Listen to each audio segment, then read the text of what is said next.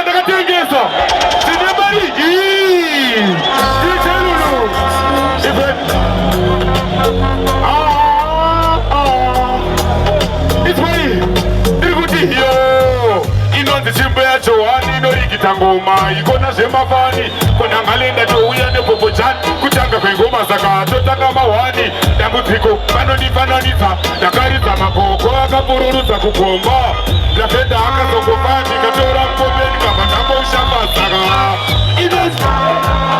shabu inoshamaita pavu andinacho vacha fondani kundisendera bhiti handikona ngalinyora hiti handinyore handina nguva yekutambisa minoti tacho imichikaita hiti yativamekaisiite kunonoka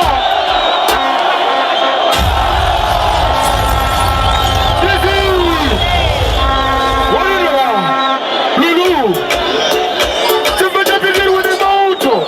wafambiri madikoma alamboloko pariparo iwe hanzi mundiumbira kona kunge mukuwasha padenti ndadedzwa nanisha kona ngale zanzi chinopisha kona ngale wachaungegesha bese vanobuda mututu asi ndauya ndakarowa sutu kunobuda kanaka pachegutu ikuma dzakuvese chitsotsi chitsotsi adineyo chitsotsi bare chitsotsi chitsotsi kutaura silenge vakomana kupera kam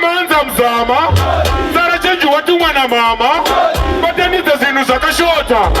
une mariri ya kurota madorore borongo ukokota tarawaziya kumbaye kuzere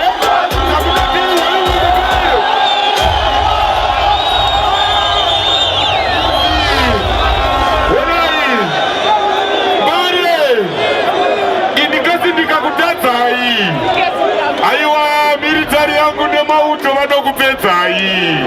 izi babaro freestyle tigirani asi chamba chapikirwa ne mauto mafamili vanekora alamboloko izi wacha ndakandotopinda murufaro mamwe mafanzi kunzi ati mhoro